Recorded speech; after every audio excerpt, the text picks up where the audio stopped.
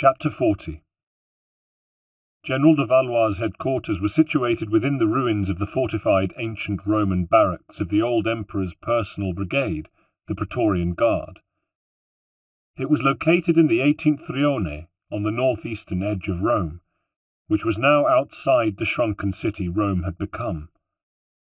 In its heyday, 1500 years earlier, Rome was vast, the greatest city in the world by far, boasting 1 million inhabitants.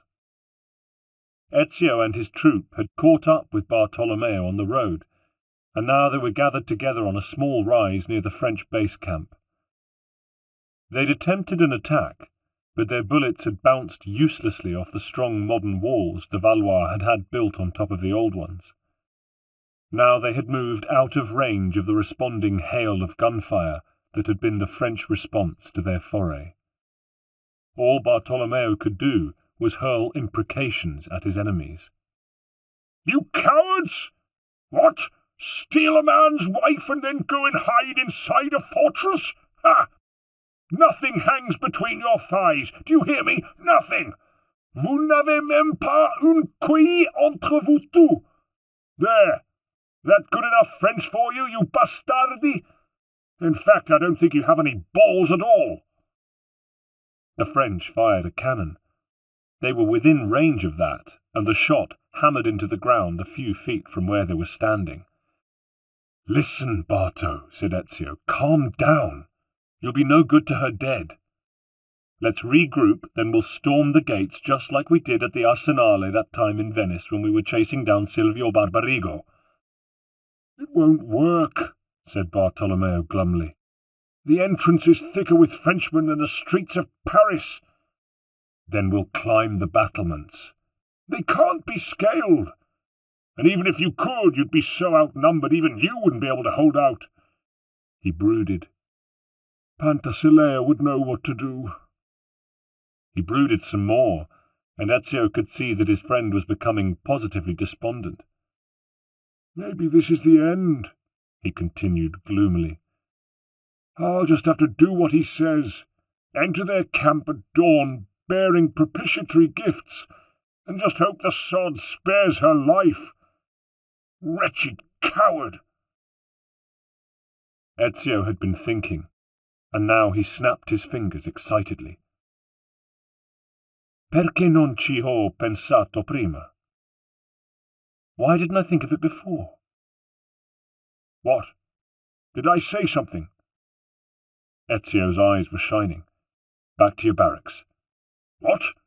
"Call your men back to barracks. I'll explain there. Come on."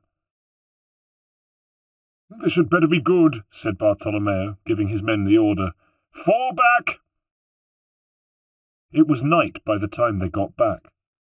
Once the horses had been stabled and the men stood down, Ezio and Bartolomeo went to the map room and sat down in conference. "So, what's this plan of yours?" Ezio unrolled a map which showed the Castra Praetoria and its surroundings in detail. He pointed inside the fortress.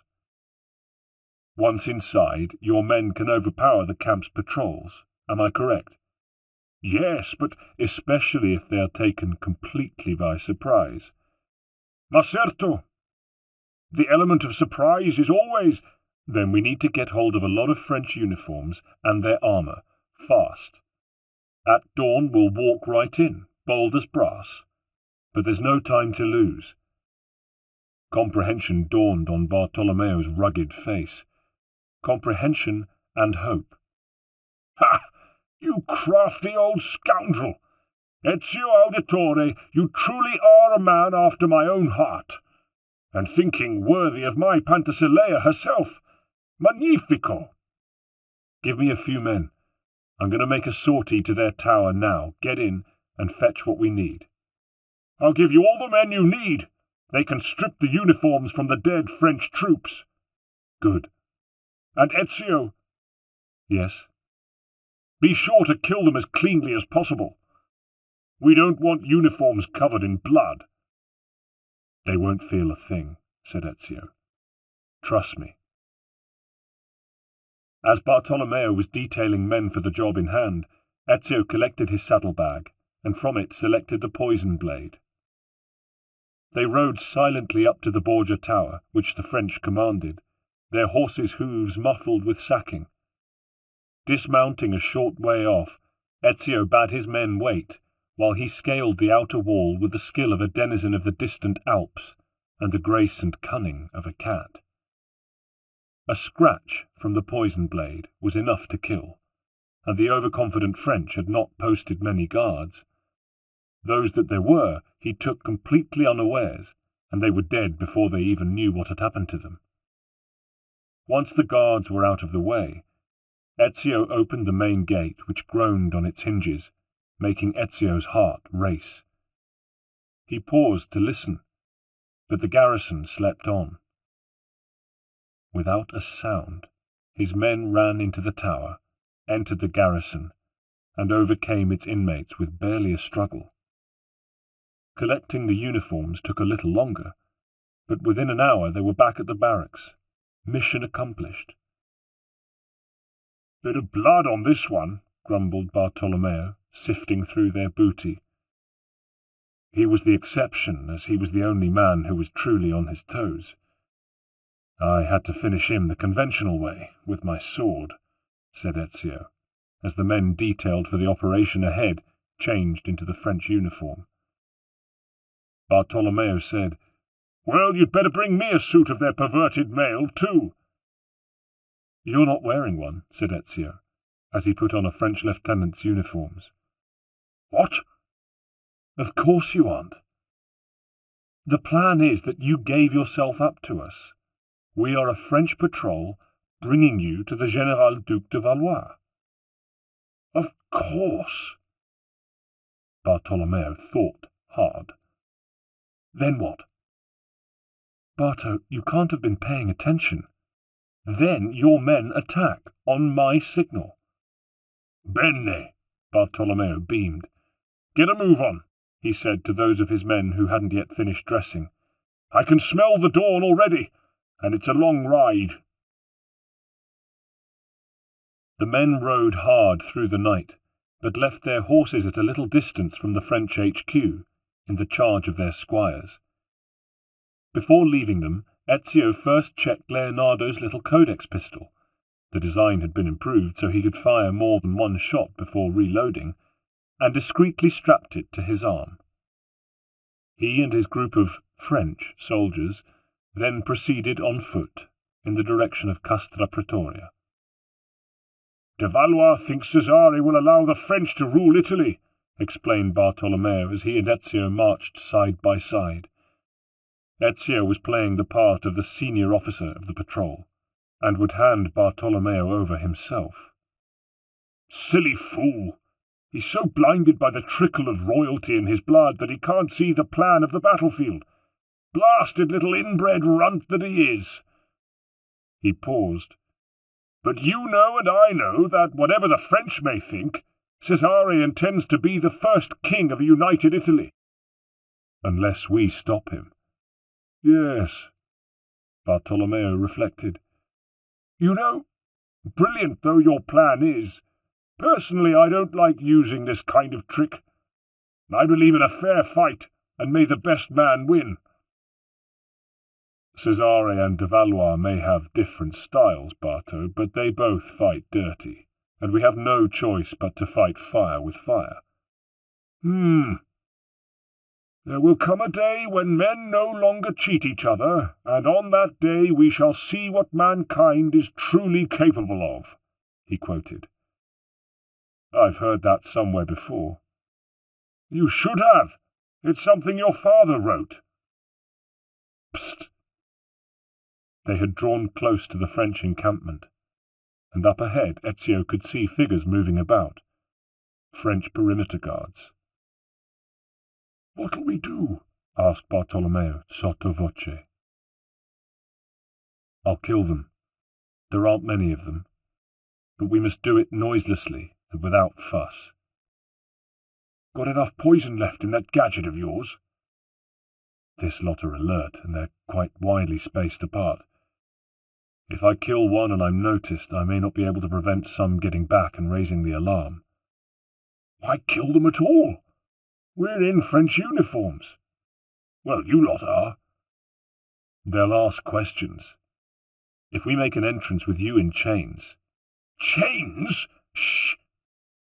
If we make an entrance, de Valois will be so tickled it won't occur to him to ask where we sprang from. At least, I hope it won't.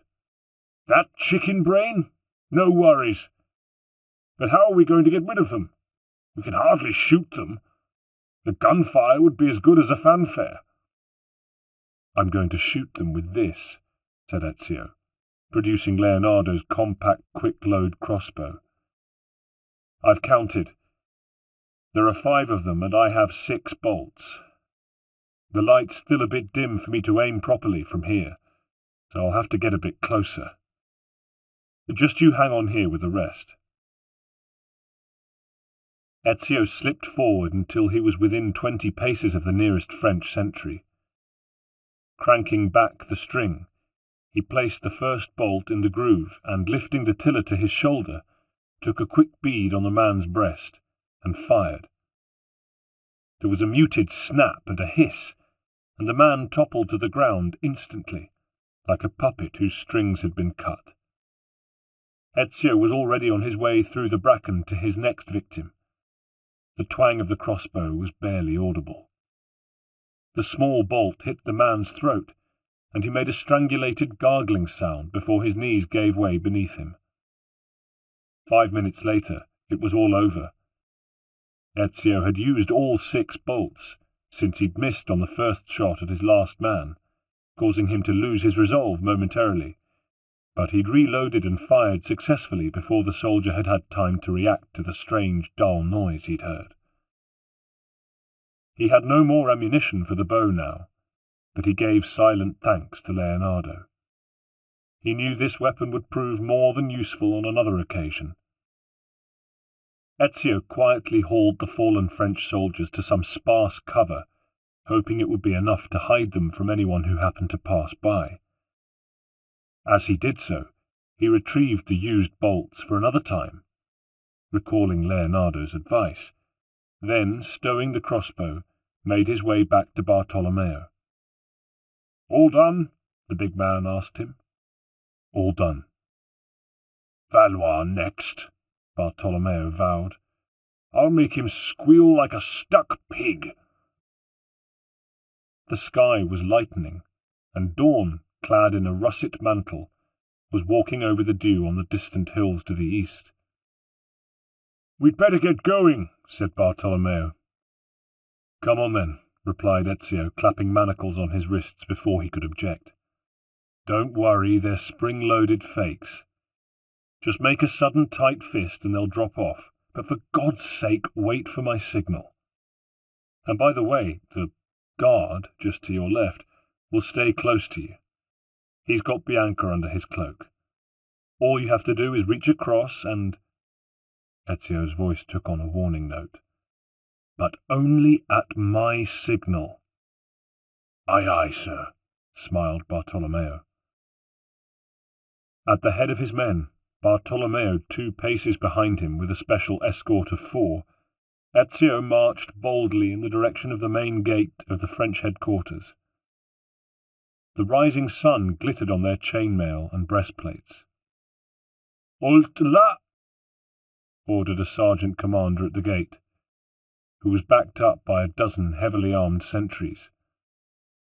His eyes had already taken in the uniforms of his fellow soldiers, so he ordered, "Déclarez-vous!"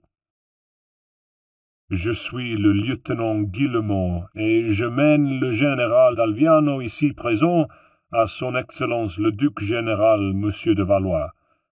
Le général d'Alviano s'est rendu, seul et sans armes, selon les exigences de Monsieur le Duc," said Ezio fluently, causing Bartolomeo to raise an eyebrow. "Well, Lieutenant Guillemot, the General will be pleased to see that General d'Alviano has come to his senses," said the captain of the guard, who had hurried up to take charge.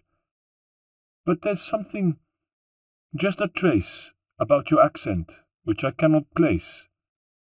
Tell me, what part of France are you from?" Ezio drew a breath. "Montreal," he replied firmly. "Open the gates," the captain of the guard said to his sergeant.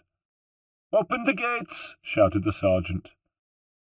Within seconds, Ezio was leading his men into the heart of the French headquarters. He fell back a step so as to have Bartolomeo and the prisoner's escort at his side. "I'll kill the lot of them," muttered Bartolomeo, "and eat their kidneys fried for breakfast. By the way, I didn't know you spoke French." "Picked it up in Florence," Ezio replied casually. "Couple of girls there I knew." He was quietly glad his accent had passed muster. "You rogue! Still, they say that's the best place to learn a language." "What, Florence?" "No, you fool! Bed!" "Shut up." "You sure these manacles are fakes?" "Not yet, Barto. Be patient and shut up." "It's taking all my patience." "What are they saying?" "I'll tell you later."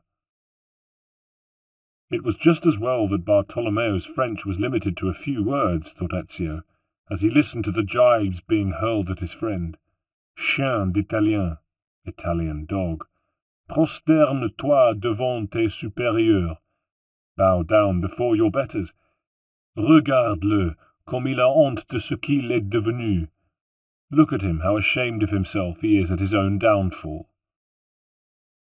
The ordeal was soon over, though, as they arrived at the foot of the broad stairway leading up to the entrance of the French general's quarters. The Valois himself stood at the head of a group of officers, his prisoner Pantasilea at his side. Her hands were tied behind her back, and she wore loose manacles on her ankles which allowed her to walk, but only in small steps. At the sight of her, Bartolomeo could not resist an angry growl. Ezio kicked him. De Valois held up his hand. "No need for violence, Lieutenant, though I do congratulate you on your zeal." He turned his attention to Bartolomeo. "My dear General, it seems that you have seen the light." "Enough of your crap," snarled Bartolomeo. "Release my wife and get these cuffs off me." "Oh dear," said de Valois. "Such high-handedness, and from someone born with absolutely nothing to his name." Ezio was about to give the signal, when Bartolomeo retorted to Valois, raising his voice. "My name is worth its currency, unlike yours, which is counterfeit." The surrounding troops fell silent. "How dare you?" said de Valois, white with rage.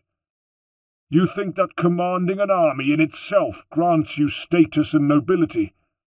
True nobility of spirit comes from fighting alongside your men, not by kidnapping a woman to cheat your way out of a battle." "You savages never learn," said de Valois malevolently, and producing a pistol, he cocked it and pointed it at Pantasilea's head. Ezio knew he had to act fast, so he took out a pistol and fired one shot into the air. At the same time, Bartolomeo, who'd been dying for this moment, bunched his fist so the manacles flew off. Pandemonium followed. The disguised condottieri accompanying Ezio immediately attacked the startled French soldiers, and Bartolomeo, seizing Bianca from the guard still on his left, bounded up the stairway. De Valois was too quick for him, though. Keeping a tight hold on Pantasilea, he backed into his quarters and slammed the door behind him. "Ezio," implored Bartolomeo, "you have to save my wife. Only you can do it. That place is built like a strong-box." Ezio nodded and tried to give his friend a reassuring smile. He scanned the building from where he stood.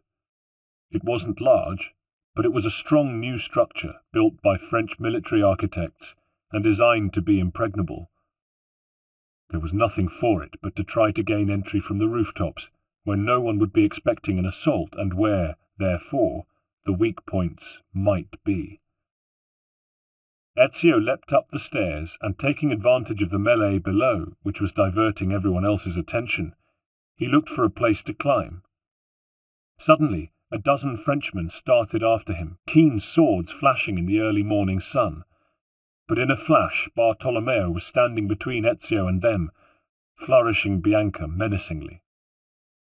The walls of de Valois' quarters might have been designed to be unassailable, but there were enough nooks and crannies in them for Ezio to be able to plot a route with his eyes, and within a couple of moments he was on the roof.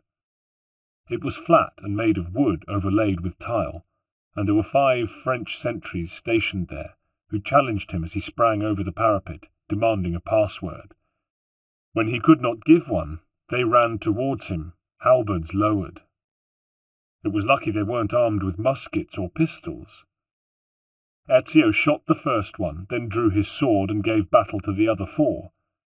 They put up a desperate struggle, surrounding and jabbing him mercilessly with the points of their weapons. One slashed his sleeve open, nicking his elbow and drawing blood, but the blade slid harmlessly off the metal bracer on his left forearm. Using the bracer and his sword, he was able to defend himself against the increasingly frenetic blows. Ezio's skill with his blade was offset by having to tackle 4 opponents at once, but thoughts of Bartolomeo's beloved wife spurred him on. He knew that he could not fail. He must not fail. Eventually the tide of the fight turned in his favour. He ducked under 2 swords that were slashing towards his head, and engaged another with his bracer, leaving him free to smash aside the 4th man's blade. The manoeuvre gave him the opening he needed, and a lethal slash across the man's jaw felled him. 3 to go. Ezio stepped close to the nearest Frenchman, inside his guard, which threw the man, giving him no room to wield his sword. He then flicked his hidden blade forward into the man's abdomen. 2 left, both of whom were looking nervous. It took just a couple of minutes to defeat the remaining 2 French guards, who no longer had the advantage of numbers. Their swordplay was simply no competition for Ezio's mastery of the blade. Breathing heavily and leaning on his sword for a moment, Ezio stood in the midst of his 5 vanquished foes. The roof gave way in its centre to a large square opening. After reloading his pistol, Ezio approached it cautiously. As he'd expected, he found himself looking down into a courtyard, undecorated and bare of any plants, chairs or tables, though there were 2 or 3 stone benches arranged around a dry fountain pool. As he looked over the edge, a shot cracked and a bullet zinged past his left ear, causing him to draw back. He didn't know how many pistols de Valois had. If only one, he calculated that it would take the general perhaps 10 seconds to reload. He regretted the crossbow, but there was nothing to be done about that.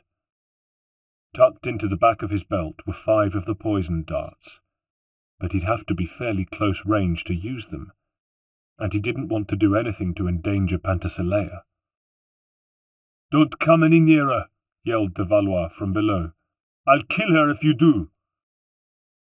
Ezio hovered near the edge, looking down into the courtyard, but his line of vision was limited by the rim of the roof. He could see no one down there, but he could sense the panic in de Valois' voice. "Who are you?" the general called. "Who sent you?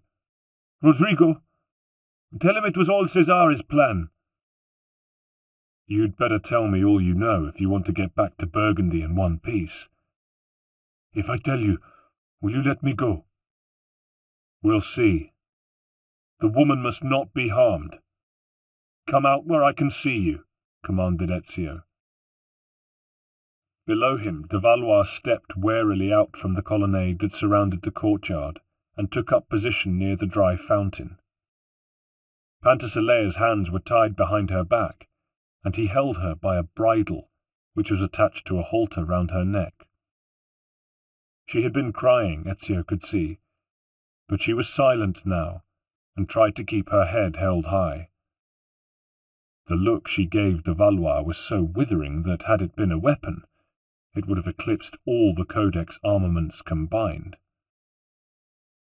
How many men were hidden down there with him, Ezio wondered, though the fearful tone of his voice suggested that the general had run out of options, was feeling cornered. Cesare has been bribing the cardinals to get them away from the Pope and onto his side. Once he had subdued the rest of the country for Rome, I was supposed to march on the capital and seize the Vatican, together with anyone else who opposed the Captain General's will. De Valois waved his pistol around wildly, and as he turned, Ezio saw that he had 2 more stuck in his belt. "It wasn't my idea," continued de Valois. "I am above such scheming." A trace of the old vanity was creeping back into his voice. Ezio wondered if he'd allowed the man too much latitude. He moved into view and boldly leapt down into the courtyard, landing in a panther-like crouch. "Stay back!" screamed de Valois, "or I'll harm 1 hair of her head, and my archers above will fill you fuller of arrows than Santo Sebastiano," Ezio hissed. "So, you noble little soul, what was in it for you?" "As I am of the house of Valois, Cesare will give me Italy. I will rule here as befits my birthright." Ezio almost laughed. Bartolomeo had not been exaggerating, quite the opposite, when he'd called this popinjay a chicken brain. But he still had Penthesilea, so he was still dangerous. Good. Now let the woman go. "Get me out first. Then I let her go." "No. I have King Louis's ear. Ask for what you want in France, and it shall be yours. An estate, perhaps. A title." "Those things I already have. Here. And you are never going to rule over them." "The Borgia have tried to overturn the natural order," wheedled de Valois, changing tack. "I intend to set it right again. Royal blood should rule, not the foul, tainted stuff that runs in their veins." He paused. "I know you are not a barbarian like them." "Neither you nor Cesare nor the Pope, nor anyone who does not have peace and justice on his side, will ever rule Italy while I have life in my body," said Ezio, moving slowly forward. Fear seemed to have frozen the French general to the spot. The hand that now held the pistol to Pentasilea's temple trembled, and he did not retreat. Evidently they were alone in his quarters, unless the only other occupants were servants who'd had the sense to hide. They could hear a steady, heavy noise, as of deliberate slow blows being struck, and the outer doors of the quarters vibrated. Bartolomeo must have routed the French and brought up battering rams. "Please," quavered the general, all his urbanity gone. "I will kill her." He glanced up at the opening in the roof, trying to catch a glimpse of Ezio's imaginary archers, not even reflecting, as Ezio had feared he might when he'd first mentioned them, that such soldiery had been all but superseded in modern warfare, though the bow was still far quicker to reload than the pistol or musket. Ezio took another step forward. "I'll give you anything you want. There's money here, plenty of it. It's to pay my men with, but you may have it all. And I will do anything you want of me." His voice was pleading now, and he cut such a pathetic figure that Ezio could barely bridle his contempt. This man actually saw himself as king of Italy. It hardly seemed worth killing him. Ezio was close to him now, and the 2 men looked each other in the eye. Ezio slowly took first the pistol and then the bridle out of the general's nerveless hands. With a whimper of relief, Penthesilea hobbled back out of the way, watching the scene with wide eyes. I only wanted respect," said the general, faintly. "But real respect is earned," said Ezio, "not inherited or purchased. And it cannot be gained by force. Oderint dum metuant must be one of the stupidest sayings ever coined. No wonder Caligula adopted it. Let them hate as long as they fear. No wonder our modern Caligula lives by the same saying. And you serve him. I serve my king, Louis XII. De Valois looked crestfallen. But perhaps you are right. I see that now. Hope sparked in his eyes. I need more time. Ezio sighed. Alas, friend, you have run out of that. He drew his sword as de Valois, understanding and acting with dignity at last, knelt and lowered his head. Requiescat in pace, said Ezio. With a mighty crash, the outer doors of de Valois' quarters splintered and fell open, revealing Bartolomeo, dusty and bloody, but uninjured, standing at the head of a troop of his men. He rushed up to his wife and hugged her so tightly he knocked the breath out of her, before busying himself about getting the halter off her neck. His fingers were so nervous and clumsy that Ezio had to do it for him. He cut the manacles from her feet with 2 mighty blows of Bianca, and, calmer now, untied the cords that bound her wrists. "Oh, Penthesilea, my love, my heart, my own! Don't you ever dare disappear like that again. I was lost without you." "No, you weren't. You rescued me." "Ah!" Bartolomeo looked embarrassed. "No, not I. It was Ezio. He came up with a—" "Madonna, I am glad you are safe," interrupted Ezio. "My dear Ezio, how can I thank you? You saved me." "I was but an instrument, just a part of your husband's brilliant plan." Bartolomeo looked at Ezio with an expression of confusion and gratitude on his face. "My prince," said Penthesilea, embracing her husband. "My hero." Bartolomeo blushed and winked at Ezio, saying, "Well, if I'm your prince, I'd better earn that title. Mind you, it wasn't all my idea, you know." As they turned to go, Penthesilea brushed by Ezio and whispered, "Thank you." Chapter 41. A few days later, after Bartolomeo had rounded up the remains of de Valois' dispirited army, Ezio fell in with La Volpe, both on their way to a convocation Ezio had ordered of the Brotherhood at the assassin hideaway on Tiber Island. "How do things stand now here in Rome?" was Ezio's first question. "Very good, Ezio. With the French army in disarray, Cesare has lost important support. Your sister Claudia tells us that the Spanish and the Holy Roman ambassadors have left hurriedly for home, and my men have routed the Cento Occhi. There is still much to do." They arrived at their destination and found the rest of their companions already gathered in the inner room of the hideout, where a fire blazed on a hearth in the middle of the floor. After they had greeted each other and taken their places, Machiavelli stood and intoned in Arabic, "La shaya wakyun mutlak bale kulun mumkine." The wisdom of our creed is revealed through these words. We work in the dark to serve the light. We are assassins. Then Ezio stood and turned to his sister. "Claudia, we dedicate our lives to protecting the freedom of humanity. Mario Auditore and our father Giovanni, his brother, once stood at a similar fire to this one, engaged in the same task.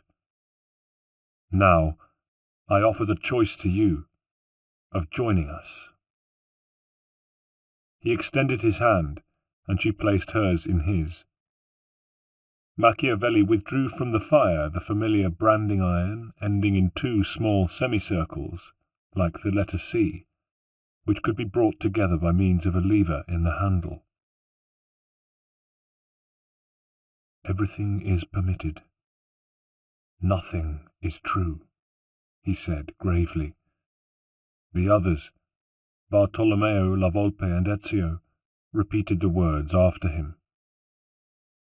Just as Antonio de Majanis had once done to Ezio, so Machiavelli now solemnly applied the branding iron to Claudia's ring finger, and closed the clamp, so that the mark of a ring was burnt there forever. Claudia winced, but did not cry out. Machiavelli removed the iron and put it safely to one side. "Welcome to our order, our brotherhood," he told Claudia formally. "Sisterhood, too?" she asked, rubbing a soothing ointment onto her branded finger from a little phial Bartolomeo had proffered her. Machiavelli smiled. "If you like." All eyes were on him now as he turned to Ezio. "We have not seen eye to eye on many issues." "Niccolo," Ezio interrupted, but Machiavelli held up a hand to stay him. "But ever since the Epiphany in the vault under the Sistine Chapel, and even before then, you have proved again and again that you were exactly what our order needed. You have led the charge against the Templars, carried our Gonfalon proud and high, and steadily rebuilt our brotherhood after the debacle at Monteriggioni." He looked around. "The moment has come, my friends, to appoint formally Ezio to the position he already occupies by common consent, that of our leader. I present to you Ezio Auditore di Firenze, the Grand Master of our order." He turned to Ezio. "My friend, from henceforth you will be known as Il Mentore, the guardian of our brotherhood and of our secrets." Ezio's head swam with emotion, though a part of him still wanted to wrench itself away from this life which demanded every waking hour and allowed few even for sleep. Still he stepped forward and austerely repeated the words central to the creed. "Where other men are limited by morality and law, we must, in quest of our sacred goals, always remember, everything is permitted. Nothing is true. Nothing is true. Everything is permitted." The others repeated the formula after him. "And now it is time," said Machiavelli, "for our newest member to take her leap of faith." They made their way to the church of Santa Maria in Cosmedin and climbed its bell tower.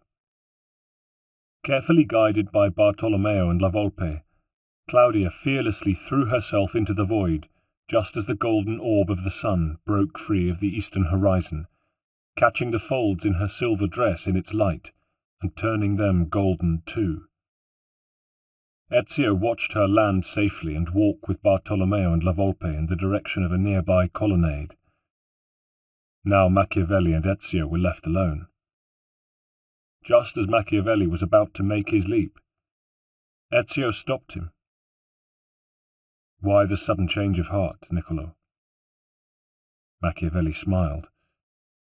"What change of heart? I have always stood by you. I have always been loyal to the cause. My fault is independent thinking.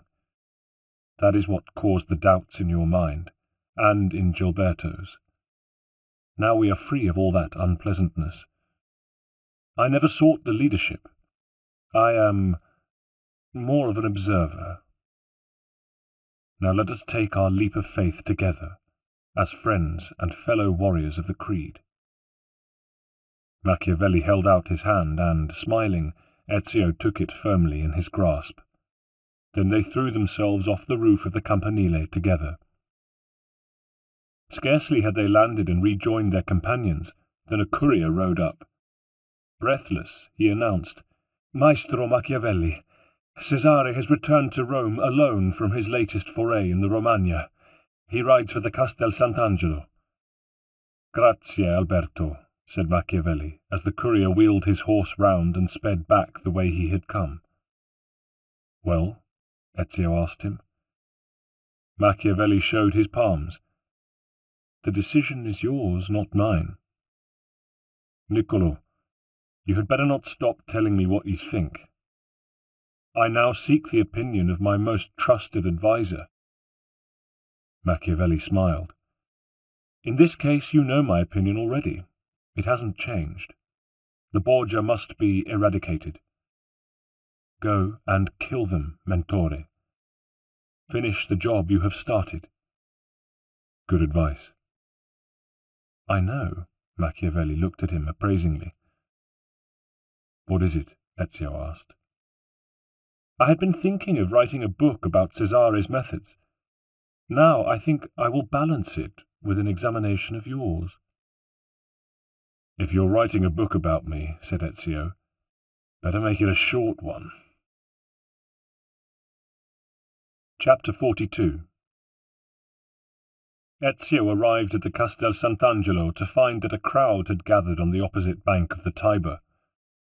Blending in with the gathered masses, he made his way to the front and saw that the French troops guarding the bridge that led to the Castel and the Castel itself were in total disarray. Some soldiers were already packing up their equipment, while officers and lieutenants moved frantically among them, issuing orders to unpack again. Some of the orders were contradictory, and as a result, here and there, fights had broken out. The Italian crowd was watching, Ezio noted, with quiet pleasure.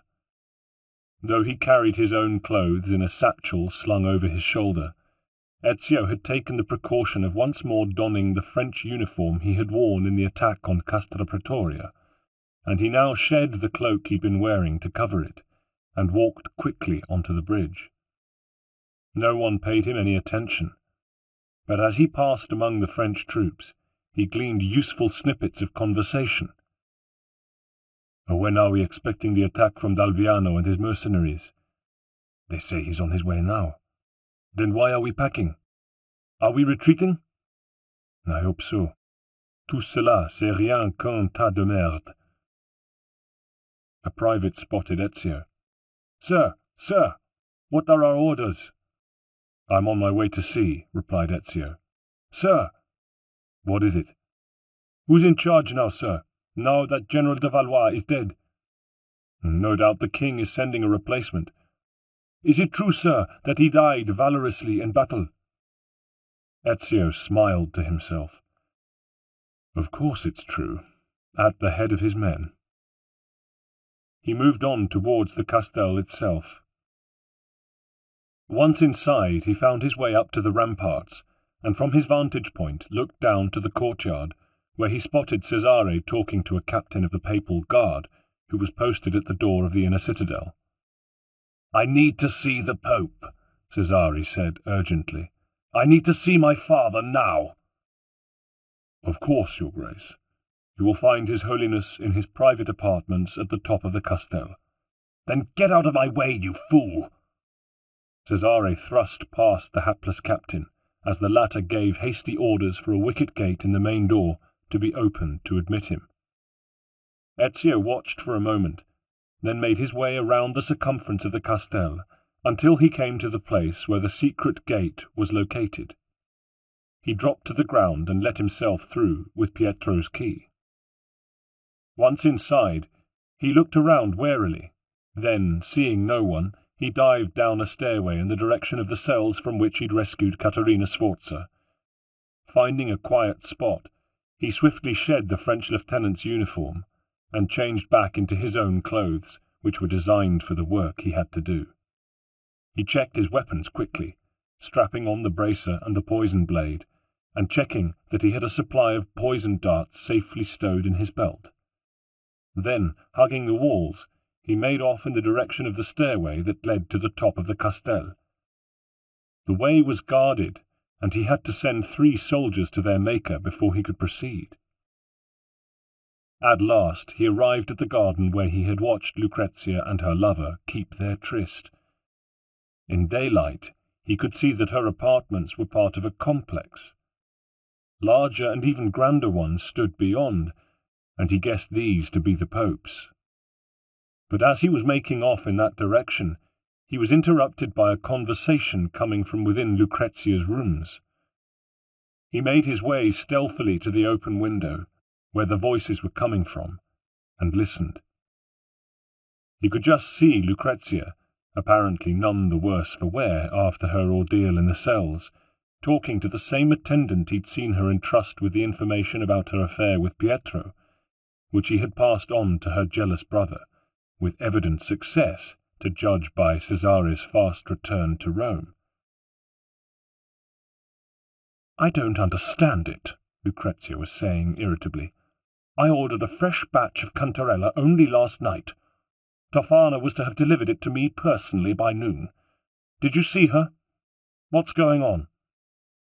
"I'm terribly sorry, mia signora, but I've just heard that the Pope intercepted the delivery.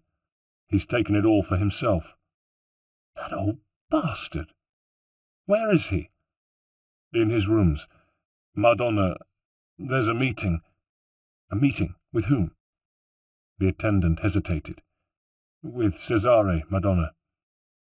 Lucrezia took this in, then said, half to herself, "That's strange. My father didn't tell me Cesare was back here again." Deep in thought, she left the room. Alone, the attendant started to tidy up, rearranging tables and chairs and muttering under his breath. Ezio waited a moment to see if there would be any more useful information imparted, but all the attendant said was, "That woman gives me so much trouble. Why didn't I stay in the stables where I was well off? Call this promotion? I put my head on the block every time I run an errand, and I have to taste her food for her every time she sits down to a bloody meal." He paused for a moment, then added, "What a family." Chapter 43. Ezio left before he heard those last words. He slipped through the garden towards the Pope's apartments, and since the single entrance was heavily guarded, and he did not want to draw attention to himself, it wouldn't be long before the bodies of the guards he'd killed below stairs were discovered, he found a place where he could climb up to one of the principal windows of the building unobtrusively. His hunch that this would be a window giving onto the Pope's chamber paid off, and it had a broad external sill where he could perch at one end, whilst remaining out of sight. Using the blade of his dagger, he was able to prise a side light open a fraction so that he could hear anything that might be said inside. Rodrigo, Pope Alexander VI, was alone in the room, standing by a table on which lay a large silver bowl of red and yellow apples, whose position he adjusted nervously as the door opened and Cesare entered unannounced. He was clearly angry, and without preamble he launched into a bitter diatribe. "What the hell is going on?" he began. "I don't know what you mean," replied his father, with reserve. "Oh, yes, you do. My funds have been cut off and my troops dispersed." "Ah. Well, you know that after your banker's tragic demise, Agostino Chigi took over all his affairs." Cesare laughed mirthlessly. "Your banker! I might have known. And my men?" "Financial difficulties strike all of us from time to time, my boy, even those of us with armies and overweening ambition. Are you going to get Chigi to release my money to me or not?" "No." "We'll see about that." Angrily, Cesare snatched an apple from the bowl. Ezio saw that the Pope was watching his son carefully. "Chigi won't help you," said the Pope levelly, "and he's too powerful for you to bend him to your will." "In that case," said Cesare, sneering, "I'll use the piece of Eden to get what I want. It will render your help unnecessary." He bit into the apple with a mean smile. "That has been made abundantly clear to me already," said the Pope dryly. "By the way, I suppose you are aware that General de Valois is dead." Cesare's smile disappeared in a flash. "No, I have only just returned to Rome." His tone became threatening. "Did you?" The Pope spread his hands. "What possible reason would I have had to kill him?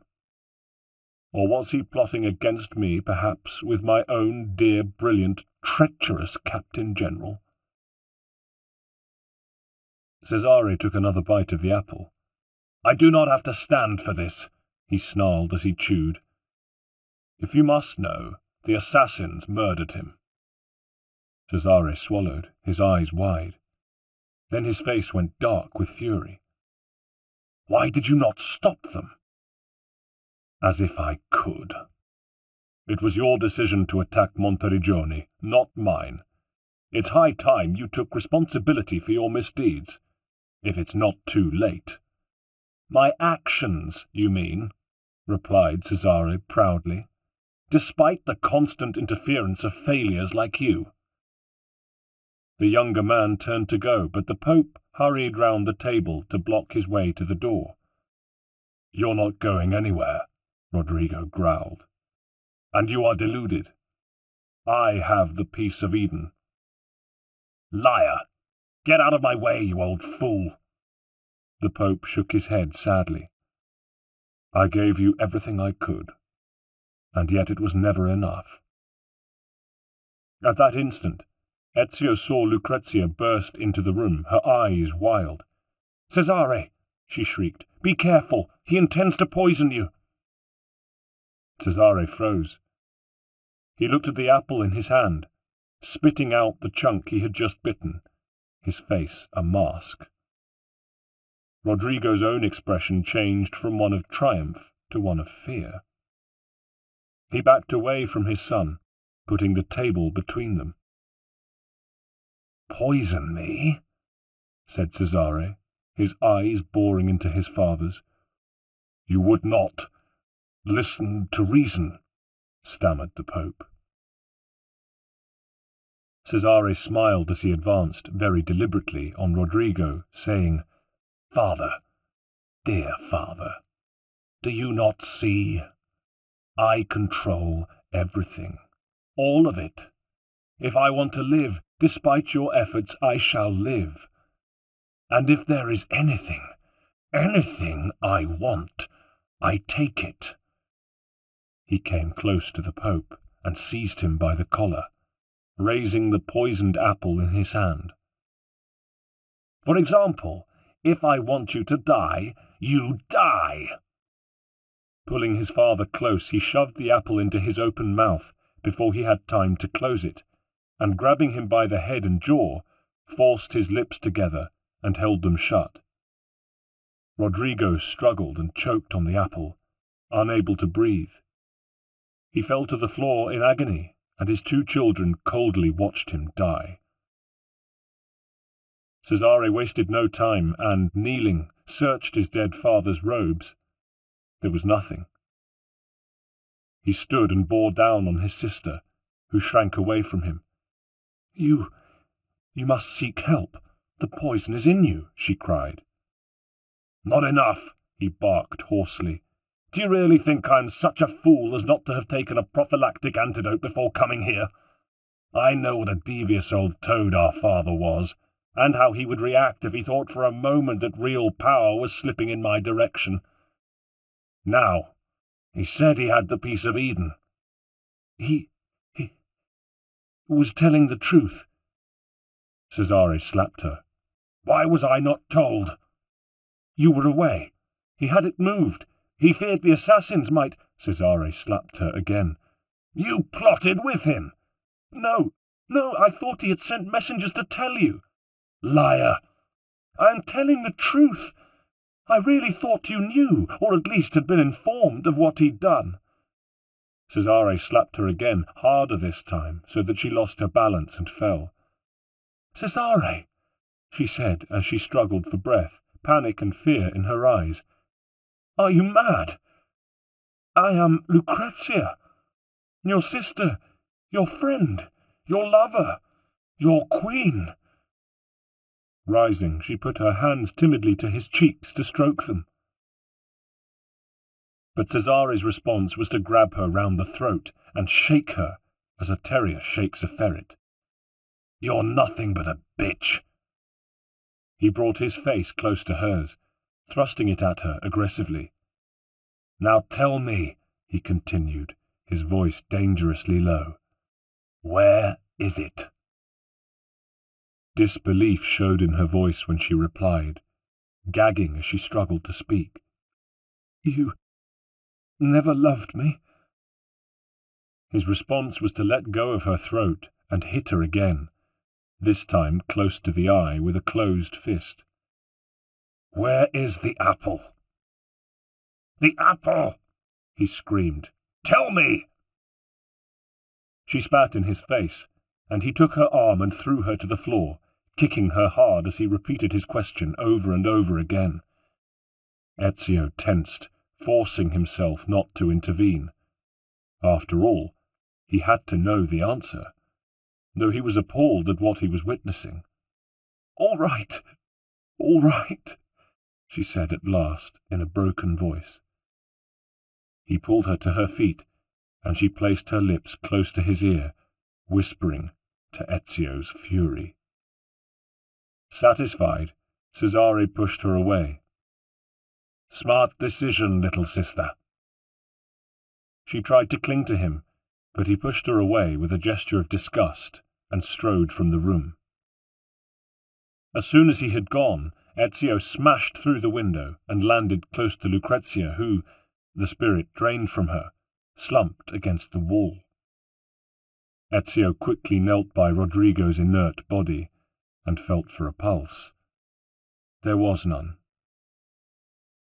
"Requiescat in pace," whispered Ezio, rising again and confronting Lucrezia. Looking at him, she smiled bitterly. A little of the fire returned to her eyes at the sight of him. "You were there? All the time?" Ezio nodded. "Good," she said.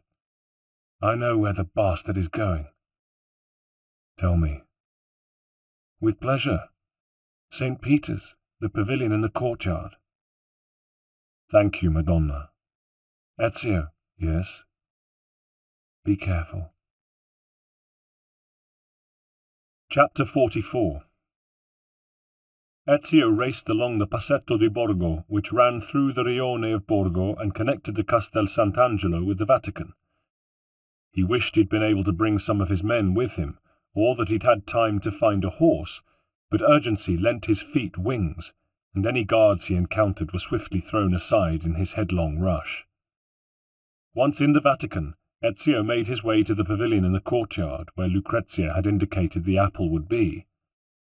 With Rodrigo gone, there was a fair chance that there would be a new pope on whom the Borgia could have no influence, since the College of Cardinals, apart from those members who'd been well and truly bought, were fed up and disgusted at being pushed around by this foreign family.